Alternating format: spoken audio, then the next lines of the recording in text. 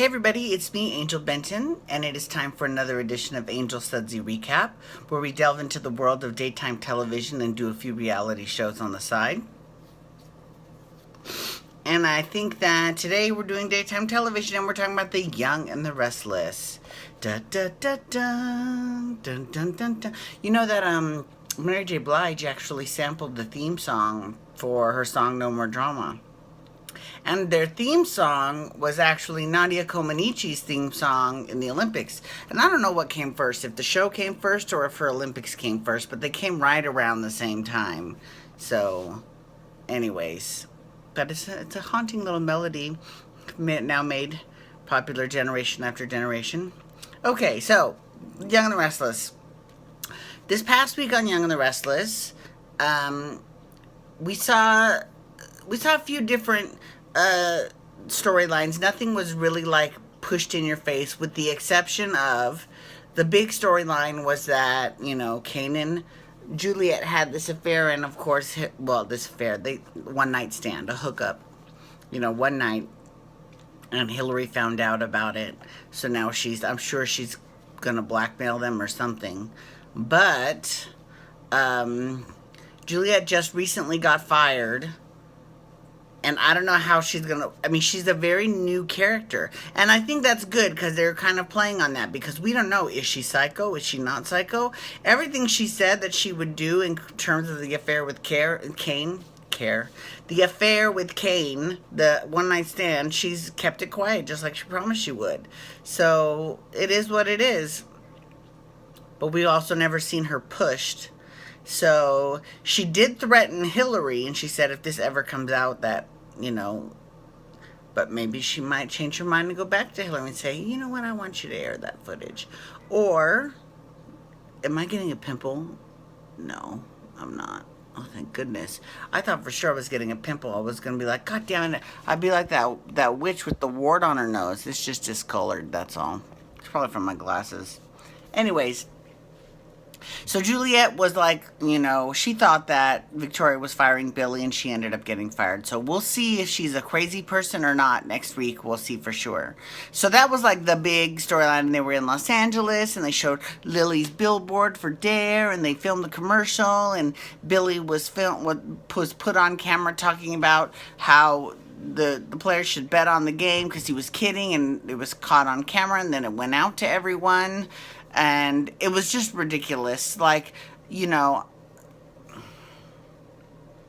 feel bad for Juliet. I do, because really the one at fault is Kane.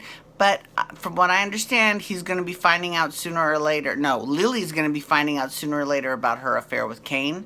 And we'll see what consequences that Kane has to pay for that, because he will. Because unfortunately, or fortunately, let's talk about another storyline that happened this week. Dina Mergeron came back from Paris, and she met with Abby.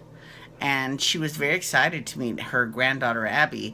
But Abby, in all fairness, was not too quick to accept her. She's like, you've known about me for how long? You've never sent a card. You've never called. You've never done anything to reach out to me ever before. And of course, she started to play the, you didn't reach out to me either. But Abby was quick to say, A, I didn't even know about you. No one even told me about you. No one ever mentioned your name. It wasn't until recently that I found out about you. And B, I was the child. So snaps to you, Abby. Good for you. So, but she does have a soft spot in her heart for her grandmother. So they've started to get to know each other. Now, in all fairness, she has told this exactly to Ashley. She's like, FYI, I met your mom. And of course, Abby's like, oh my God, I'm gonna fucking kill her. I love that Ashley is so protective of her daughter. Like, there are times when Victor annoys her, but she knows that he's not that bad. But Dina is a piece of work, and she's going to, you know what it kind of reminds me of? It reminds me of, okay, there's these books, right? When everyone talks about their favorite author, they always say, oh, my favorite author is Mark Twain, or my favorite author is Robert Frost, or, someone real prolific, right? My favorite author is, rest in peace, V.C. Andrews, who wrote the original Flowers in the Attic book. Actually, she wrote the entire Flowers in the Attic series, and then she wrote the Heavenly series, and she wrote all kinds of crazy series after that. And then she died. But for Flowers in the Attic, there's the second sequel. So first there was Flowers in the Attic, then there was Petals on the Wind, and then there was If There Be Thorns. And If There Be Thorns talked about Kathy's son Bart, and how Bart grows up and he's really enamored with the old lady that lives next door, and she ends up being Kathy's grandmother. So there is shades of that being played out. I know that I took a long time to. I know I was circling the airport. I brought it in for a landing real quick. Yeah, so I knew that it was only a matter of time before, Abby found Dina, but and it's not quite as disturbing as Corinne and Bart in If There Be Thorns, but that's what I'm thinking. That's kind of the vibe that I'm getting from it, which it's fine. That's totally fine. And also in terms of Abby, Scott was in charge of, keeping tabs on Abby, but now he's been charged with putting together this benefit that Nikki has to play at for the new research wing for the hospital for mental illness, or I don't know what it was, whatever. Oh no, that's Chloe. Chloe's the one that's mentally ill, and Sharon. Nikki has MS, so it's for those neurological diseases like MS. Okay, so he's like, yeah, my wife wants to play, and she, of course, they're not even speaking right now, so of course she's like, you fucking bitch, I cannot believe you actually just did that right now. Ugh. So, but she's like, whatever, I can do it. I'm loving the new Nikki. I'm sorry, I'm loving her. I'm loving her on her own. I'm loving her fight with Victor, flirt with Jack, be a mentor to Tessa, and be a mother to Nick. I think she's hitting it on all fronts. I think she's great. I want to see more Nikki, right? I do. I think she's awesome. I think she's been given some good material, and she's been acting the shit out of it. I'm not the only one that thinks so. They thought so in Soap Opera Digest. They gave her a big thumbs up. So I am with them on this. I totally agree. She's kicking ass lately. Yeah. So let's see what else happened this week. So we saw. So Reed broke up with Zoe. Now, who didn't see this coming? But what's funny is, Zoe's now on Days of Our Lives. But I don't know if she was on Days of Our... Because, see, with Days, it's a little different because they film 6 months ahead of time. So she has only been on... I think she's only been on Young and the Restless at the most maybe 5 months. So maybe 6 months. So she must have just booked Days and then went and got Young and the Restless.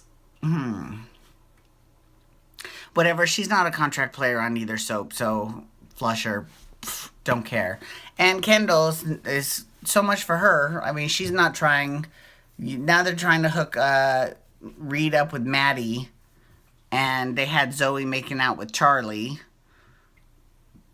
I can't with how old those children are. You realize that Lily looks like she is barely old enough to be their big sister. Now, she might be old enough to be their mom, but she sure does not look old enough to be their mom. But then again, this is soap operas. This is one of those instances where you've got to suspend your disbelief, right? And when it comes to SORAS, or soap opera rapid aging syndrome, you've got to just suspend your disbelief. You're like... I gave birth to a 40-year-old child? Sure I did. Why not? I'm on Young and the Restless. I live in Genoa City. That's what happens. Although one thing I will say, if I ever lived in Genoa City, I would never, ever, ever, ever in a million years have them do a paternity test. How many paternity tests have we seen that have been tampered with, right? There was Chloe and Bella. There was Summer and Nick. So many. There's been so many over the years. It's ridiculous. It is ridiculous. So if I were to ever get pregnant, or if I needed to know something, I would take my sample and leave town and go get it done and then come back, because that is ridiculous. Anyways, Thank you all so much for logging on today. I do appreciate it. Please feel free to follow me on Twitter and Instagram at Angel Benton. You can hashtag YR to talk Young and the Restless. You can also hashtag GH to talk General Hospital, which I'm doing next. And you can hit that little subscribe button on your YouTube page. Okay, thank you so much, everyone. You have a wonderful day. Peace out. Wubba, wubba, wubba.